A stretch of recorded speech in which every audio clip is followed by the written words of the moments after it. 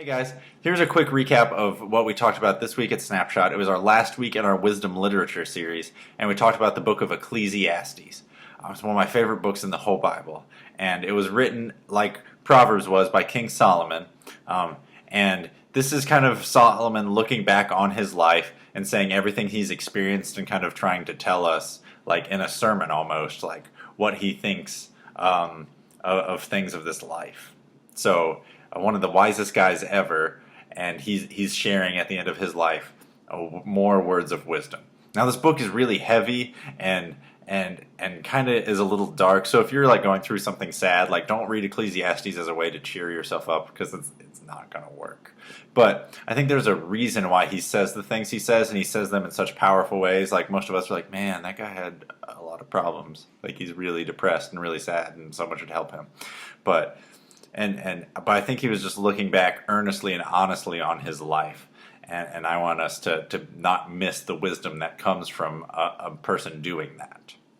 So the reason I say this book is dark and sad is the second verse, Ecclesiastes chapter 1, verse 2 says, "Everything is meaningless," says the teacher, which is Solomon, "completely meaningless," with an exclamation point.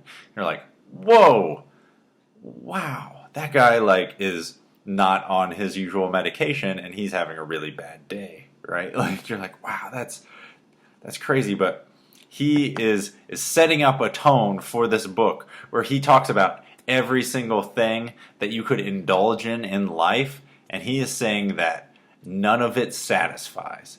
That's the key to this book. That's what he's trying to get across. Is he says, I'm the king, I can make whatever rules I want, I have tons of money, I could buy anything I want. Money's not an issue, right? And he has all the power and authority in being king. And also he's super wise, right? So this guy has everything that anyone who's ever lived who thinks they want something could have had.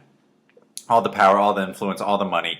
And he says he used it to try everything. And he literally, the book is him going through everything that he tried and saying, I tried it, and it didn't really make everything better. You know, right? Like most people think like, man, if I had this thing happen to me, or I just got this job, or I got this place to live, or I got this car, I got this boyfriend or girlfriend, or if I got this, like, it'll make everything better. And Solomon's like, yep, guess what? I got all the stuff I ever wanted, plus more, and stuff that nobody ever even needs or wants, and none of it made me happy. Right? So this guy is already demystified every hip-hop song that is played on the radio right now. No. Right, there's some good ones. But, right, like, he's saying that you can get all this stuff, but none of it means anything. And we looked at Ecclesiastes chapter 3, verses 9 through 13. We're not going to read all of it right here, but he kind of talks about just how hard it is to work, and that he concluded that, yes, we do have to work, and we work hard, but we also have to make sure that we enjoy ourselves and enjoy the fruits of our labor. But there's one sentence in here that just blows me away, and I love it. He says, God has planted eternity in every human heart, but even so, people cannot see the whole scope of God's work from beginning to end. God's planted eternity in our hearts.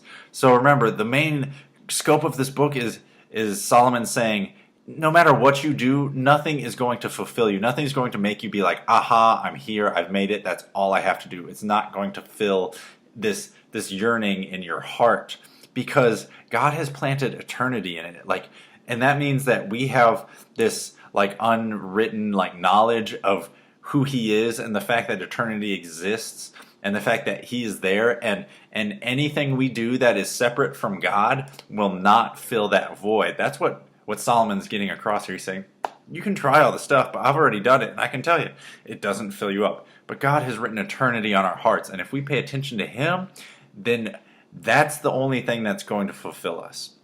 So skip forward to the end of the book, read all of it. It's amazing. Chapter 3 is super good, the beginning of it too.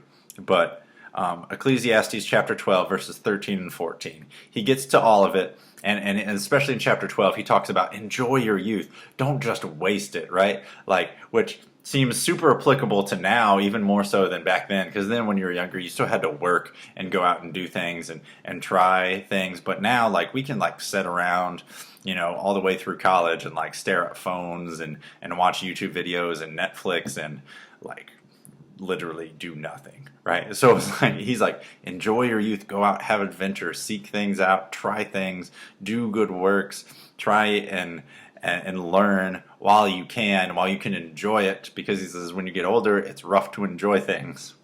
But here at the end of Ecclesiastes, after he talks about that, he says, that's the whole story. And here is my final conclusion. Fear God and obey his commandments, for that's everyone's duty. Right? That's exactly the same thing he wrote in Proverbs. He wrote these two giant books, and when it comes down to it, all he wants us to know is that we need to respect God and try and obey him, right? Because that eternity is written on our hearts, and it's nothing down here that is going to fulfill us. So he's saying, don't waste your time trying to fulfill your life with all these other things that the world says is good, or whatever sparkly thing catches your eye. He's like, none of it's going to help. Follow God, trust him. He's the one who made it all. He's the one who knows you the most. Follow him, give your life to him, and that's the only way you're going to have a good life. And he says, God will judge us for everything we do, including every secret thing, whether good or bad, right? Think about it. This is a guy who's looking back on his life, and some of the choices he's made, which weren't good, which were selfish, that he made trying to figure out, what would satisfy him. And he's looking back and saying, man, I got to explain to God why I had all these houses built for myself. I got to explain to God why I have, over 1,000 wives / concubines. Like, that's an awkward conversation to have with God, right? Like, I used people for my own desires. Like, he's going to have to say that. And he says that as an old man, and in a chapter where he has just talked to young people, telling them to enjoy their life. But also he's saying, okay, enjoy your life, but don't forget that you're going to talk to God about everything. Now, if you love Jesus and you've asked for forgiveness and you've been moved on, like, you're forgiven. You're going to heaven. That's fine. But he's saying God's still going to talk to you about this, right? He's not going to just act like none of the bad stuff you've ever done has ever happened. So he's saying, remember, respect God. He's the only reason to live. None of the stuff down here is going to satisfy you. And remember that while you're doing stuff, do everything for him. And remember that you got to talk to God about everything that you choose to do. Right? That's great, wise advice. And if you live your life like that, you're going to make a lot less crazy choices and more choices that you can be proud of and look back and say, hey, that's good. That's kind of what he's saying here in this last one. Trust God, respect him, understand that he's the one who created you, so you should find out what he wants you to do with your life. All right? So, check out Ecclesiastes. It's an amazing book. It'll make you wise. Love you guys. Have an amazing week. God bless.